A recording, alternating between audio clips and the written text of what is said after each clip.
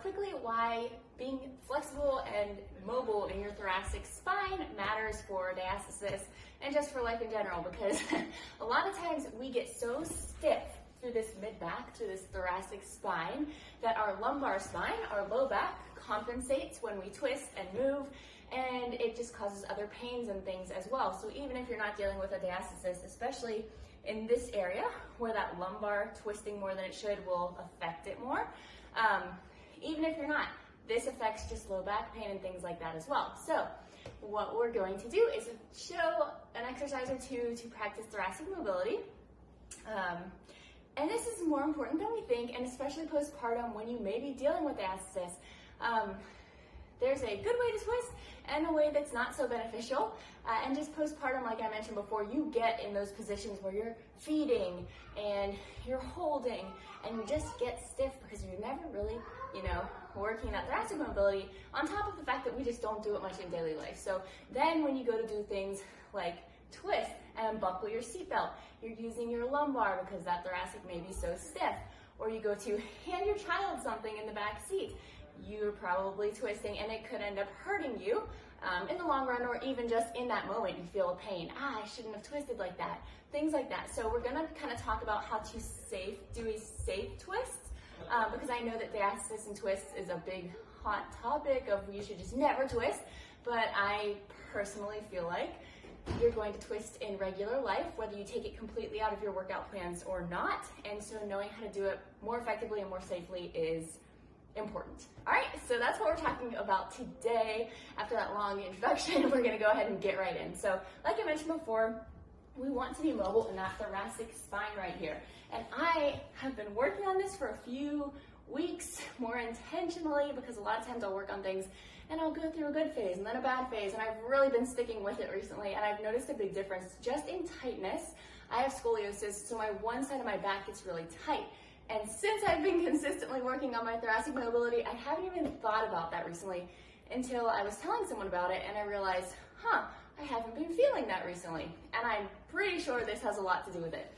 All right, so here's the exercises that we're gonna go over for working on thoracic mobility. So I'll show you quickly the first one, and we're gonna go over another one that's different because everybody kind of knows cat-cow. So this is one that's gonna be a little bit of just right here, and you're working on that thoracic spine, and you're just having your breath go along with your movement. Exhale as you round that back, inhale as you drop. So that is still a very intentional movement. We're not just going like, right here, let me just drop in the back and wiggle around a little bit. Really trying to get nice motion here both ways. Of course, as you feel comfortable in your range of motion, but it's nice, you can feel a nice little stretch when you're going up. All right, so there's that, which you probably know and have done before.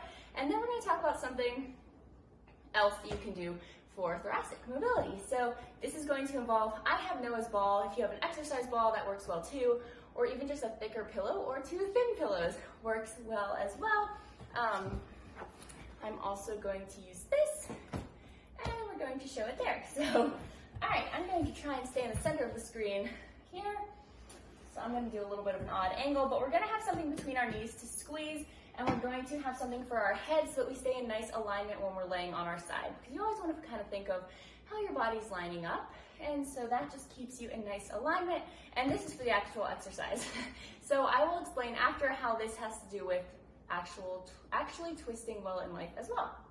All right, so we're going to lay here, you're going to lay on your side, and when you squeeze your inner thighs together, and when you connect to that core well, it helps to keep that lower back in place like it should be, and so it kind of forces you to twist more through that thoracic, and so that's why we have the ball or the pillows between our knees, okay?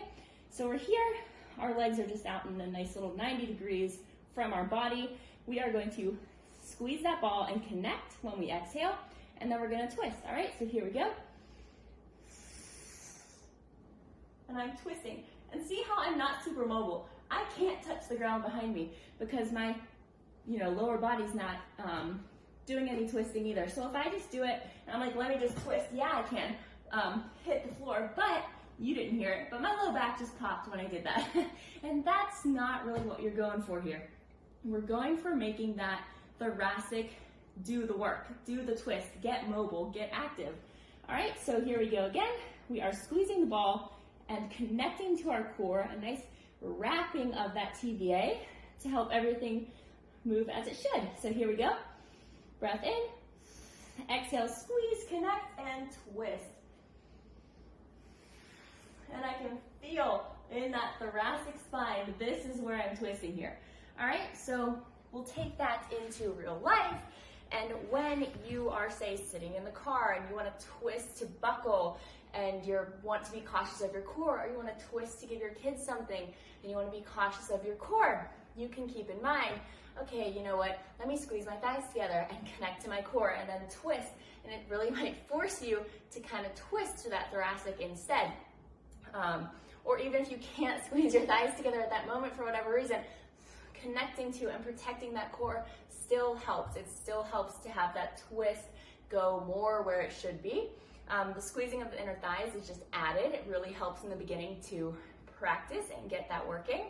The other thing that you can do here is to shift that top leg when you're on your side, shift that top leg forward, because that makes it even more likely that that lumbar is not going to be able to move and twist like you might want to fall into. So if you're practicing even upright, whichever leg you're twisting towards, if you squeeze and kind of shift it forward and then try and twist, squeezing the ball and shifting that leg that you're twisting towards forwards and connecting to that core is really going to help you to start twisting through that thoracic and getting mobile there. So practicing that, and then afterwards, if you want to do another exercise, you can still practice with the ball between your legs.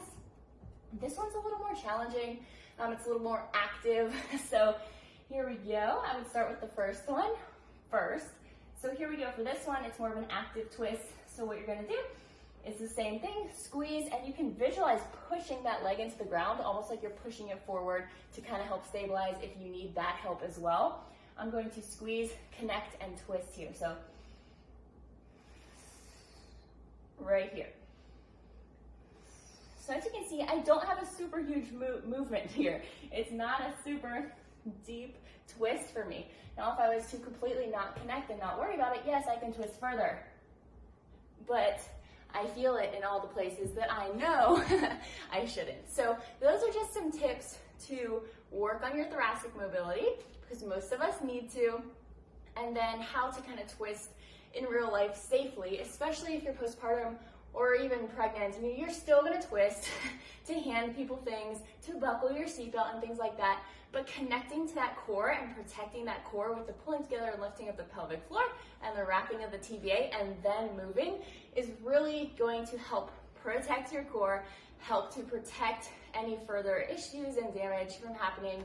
And so I hope this is helpful for you. Let me know if you have any questions below, and I will see you next time. Oh, and be sure to check out Your Best course. It goes way more in depth on all of these things. It talks about functional daily life activities and your core, pregnancy, postpartum considerations, connecting to your core properly, breathing properly, all of these things that we don't necessarily do well, and it leads to things like incontinence, diastasis, and all of those inner unit core issues. So super excited for that. I cannot wait to share it. I've been working on it forever because I have no time and it's been slowly plodding along, but I can't wait to share it with you guys. I hope it's going to help so many of you like this information helped me, and I'm off topic, so I will see you next time.